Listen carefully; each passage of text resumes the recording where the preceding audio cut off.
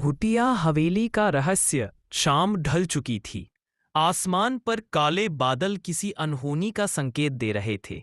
जंगल के बीच बनी पुरानी टूटी फूटी हवेली को देखकर ही रोंगटे खड़े हो जाते थे।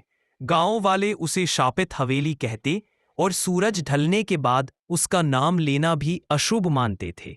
लेकिन रवि, जो शहर से अपने दोस्त अजय के गांव आया था, ऐसी कहानियों पर भरोसा नहीं करता था और उसी रोमांच ने उसे उस डरावनी हवेली की ओर खींच लिया। अजय ने उसे बहुत समझाया, वहां मत जाना रवि, वहां रुक जाने वाली चीखें सुनाई देती हैं।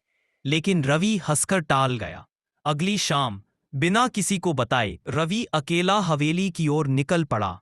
रास्ते में हवा की सनसनाहट और झाड़ियों की खड़खड़ाहट जैसे उसे चेतावनी दे रही थी, पर वह बिना रुके आगे बढ़ता रहा। हवेली के दरवाजे पर पहुंचते ही उसे एक अजीब सी ठंडक ने घेर लिया। दरवाजा हल्की सी धकेलने पर खुद ब खुद चरमराते हुए खुल गया।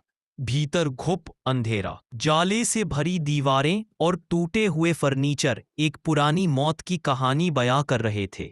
रवि ने टॉर्च जलाकर चारों ओर देखा। तभी अचानक उसे पीछे से किसी के चलने की आवाज़। के बीचों बीच एक बड़ी सी तस्वीर टंगी थी। तस्वीर में एक औरत थी, सफेद साड़ी में, मुरझाया चेहरा और लाल आंखें। रवि उसे घूर कर देखने लगा। अचानक रवि ने टॉर्च जलाकर चारों ओर देखा। तभी अचानक उसे पीछे से किसी के चलने की आवाज़ सुनाई दी। वह मुड़ा, लेकिन वहां कोई नहीं था। उसने खुद को समझाया कि शायद हवा होगी और आगे बढ़ गया। हवेली के बीचों बीच एक बड़ी सी तस्वीर टंगी थी। तस्वीर में एक औरत थी, सफेद साड़ी में, मुरझाया चेहरा और लाल आंखें। रवि उसे घूर कर देखने लगा।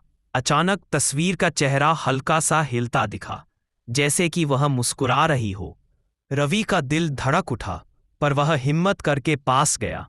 जैसे ही वह तस्वीर के करीब पहुंचा, पूरा कमरा जोर से थरथराने लगा। दीवारों पर खटखटाहट शुरू हो गई। हवा का तेज झोंका आया और टॉर्च उसके हाथ से छूट गई। अंधेरे में उसे एक धीमी भारी आवाज सुनाई दी, क्यों आए हो? रवि कांप उठा। उसने पीछे मुड़कर भागना चाहा, लेकिन उसके पैरों ने जैसे सांस छोड़ दिया था। तभी कमरे के कोने से एक परछाई निकलकर उसकी ओर बढ़ने लगी। परछाई धीरे धीरे एक महिला के रूप में बदल रही थी। वही सफेद साड़ी,